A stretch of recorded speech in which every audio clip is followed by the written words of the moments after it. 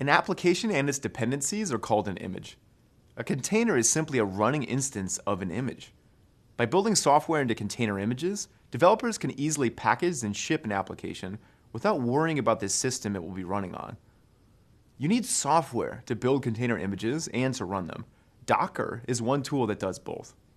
Docker is an open source technology that allows you to create and run applications in containers, but it doesn't offer a way to orchestrate those applications at scale like Kubernetes does.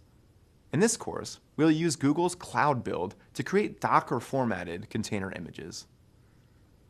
Containers are not an intrinsic primitive feature of Linux. Instead, their power to isolate workloads is derived from the composition of several technologies. One foundation is the Linux process. Each Linux process has its own virtual memory address space, separate from all others, and Linux processes are rapidly created and destroyed. Containers use Linux namespaces to control what an application can see: process ID numbers, directory trees, IP addresses, and more. By the way, Linux namespaces are not the same thing as Kubernetes namespaces, which you'll learn more about later on in this course. Containers use Linux cgroups to control what an application can use: its maximum consumption of CPU time, memory, I/O bandwidth, and other resources. Finally, containers use union file systems to efficiently encapsulate applications and their dependencies into a set of clean, minimal layers. Now let's see how that works. A container image is structured in layers. The tool you use to build the image reads instructions from a file called the container manifest. In the case of a Docker formatted container image, that's called a Docker file. Each instruction in the Docker file specifies a layer inside the container image. Each layer is read-only. When a container runs from this image, it will also have a writable, ephemeral topmost layer. Let's take a look at a simple Docker file. This Docker file will contain 4 commands, each of which creates a layer. At the end of this discussion, I'll explain why this Docker file is a little oversimplified for modern use. The from statement starts out by creating a base layer pulled from a public repository. This one happens to be the Ubuntu Linux runtime environment of a specific version. The copy command adds a new layer containing some files copied in from your build tool's current directory. The run command builds your application using the make command and puts the result of the build into a third layer. And finally, the last layer specifies what command to run within the container when it's launched. Each layer is only a set of differences from the layer before it.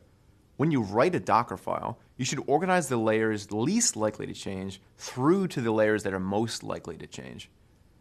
By the way, I promised that I'd explain how the Docker file example that you saw here is oversimplified. These days, the best practice is not to build your application in the very same container that you ship and run. After all, your build tools are at best just clutter in a deployed container, and at worst are an additional attack surface. Today, application packaging relies on a multi-stage build process in which one container builds the final executable image and a separate container receives only what's needed to actually run the application. Fortunately for us, the tools that we use support this practice. When you launch a new container from an image, the container runtime adds a new writable layer on the top of the underlying layers. This layer is often called the container layer. All changes made to the running container, such as writing new files, modifying existing files, and deleting files, are written to this thin writable container layer, and they're ephemeral. When the container is deleted, the contents of this writable layer are lost forever. The underlying container image itself remains unchanged. This fact about containers has an implication for your application design. Whenever you want to store data permanently, you must do so somewhere other than a running container image. You'll learn that in the several choices that you can choose from in this specialization. Because each container has its own writable container layer, and all changes are stored in this layer, multiple containers can share access to the same underlying image and yet have their own data state. The diagram here shows multiple containers sharing the same Ubuntu 15.04 image. Because each layer is only a set of differences from the layer before it, you get smaller images. For example, your base application image may be 200 megabytes, but the difference to the next point release might only be 200 kilobytes. When you build a container, instead of copying the whole image, it creates a layer with just the differences. When you run a container, The container runtime pulls down the layers it needs. When you update, you only need to copy the difference. This is much faster than running a new virtual machine. It's very common to use publicly available open source container images as a base for your own images or for unmodified use. For example, you've already seen the Ubuntu container image, which provides an Ubuntu Linux environment inside of a container. Alpine is a popular Linux environment in a container, noted for being very, very small. The Nginx web server is frequently used in its container packaging. Google maintains a container registry, gcr.io. This registry contains many public open source images, and Google Cloud customers also use it to store their own private images in a way that integrates well with Cloud IAM.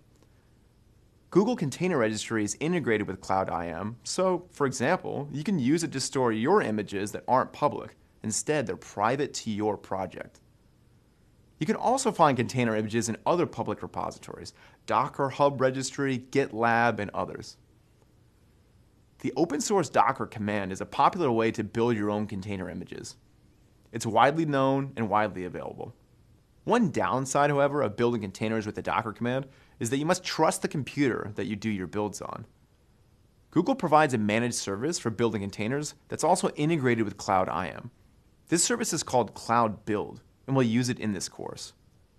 Cloud Build can retrieve the source code for your builds from a variety of different storage locations. Cloud Source repositories, Cloud Storage, which is GCP's object storage service, or Git-compatible repositories like GitHub and Bitbucket. To generate a build with Cloud Build, you define a series of steps. For example, you can configure build steps to fetch dependencies, compile source code, run integration tests, or use tools such as Docker Gradle and Maven. Each build step in Cloud Build runs in a Docker container. Then, Cloud Build can deliver your newly built images to various execution environments, not only GKE, but also App Engine and Cloud Functions.